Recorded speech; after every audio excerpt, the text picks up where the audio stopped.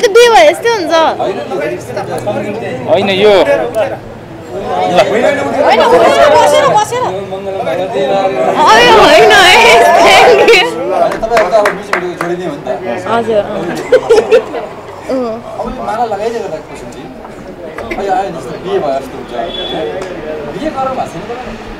बिहे गरौँ भएको छैन भने मलाई डर लाग्छ खासमा बिहे गर्न त्यस्तो होइन म कसैको पर्सनल कुरामा बोल्ने मान्छे होइन मन मिलेन छुट्यो के भयो त त्यस्तो त्यो केही कुरा नि पर्सनल अर्को हाम्रो लेडिज मोडल कुसुम शर्मा अब यो गीतको स्टोरी चाहिँ के हुन्छ भने उहाँ एकदम धनी बुवाको छोरी है हो नि उहाँले मलाई कुट्नु पनि भएको छ के अब कहिलेकाहीँ के हुन्छ नि सुटिङको क्रममा एक टेकमा हुँदैन 2 टेक 3 टेक 4 टेक खानुपर्ने अवस्था हुन्छ झापडा हाने कहाँ ल अनि बुवाले खोस्लाउने बेलामा ए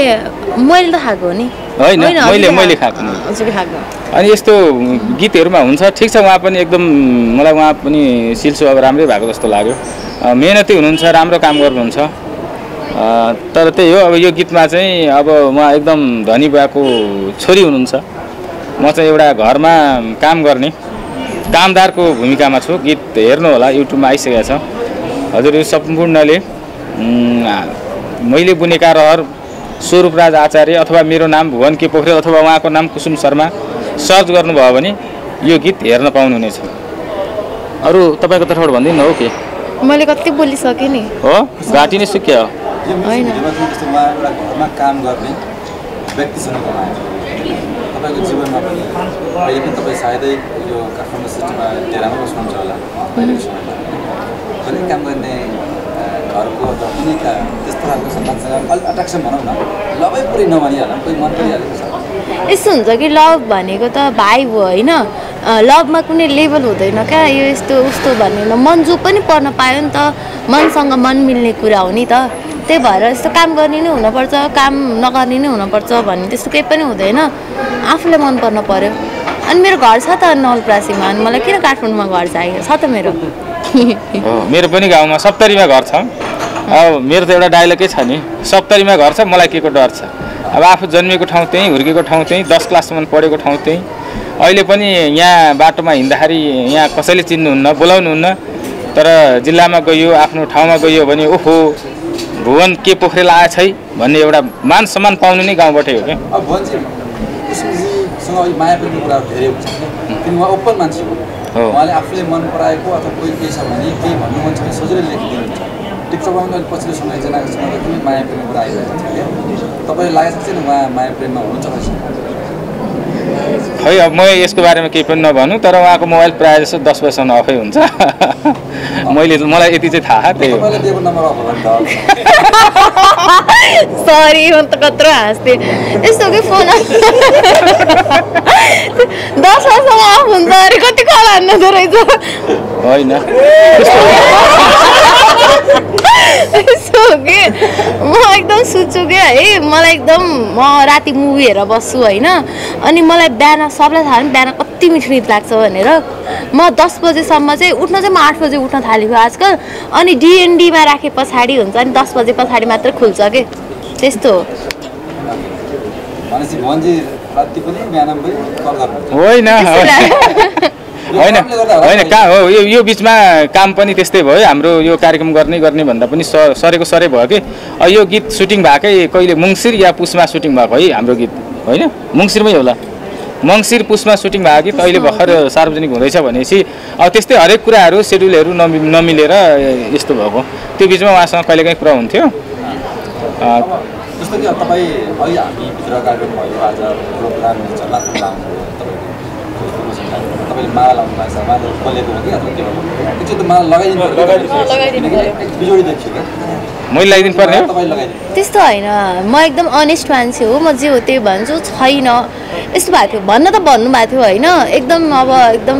अनेस्ट भएर भन्न पर्दाखेरि अनि त्यति बेला मेरो टाइम मिलेको थिएन त्यही भएर मैले गर्न नपाएको उहाँहरूले नसम्झिनु भएको चाहिँ होइन मलाई राख्न खोज्नु भएको थियो म आफै बिजी भएको भएर नमिलेको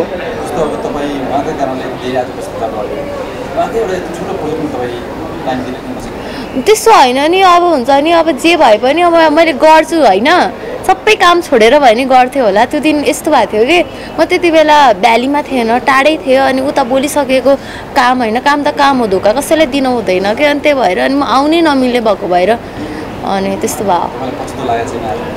मलाई अफकोर्स लागेको छ नि मनमा नै अब लागेर के गर्ने ठिकै छ जे हुन्छ राम्रै हुनुहुन्छ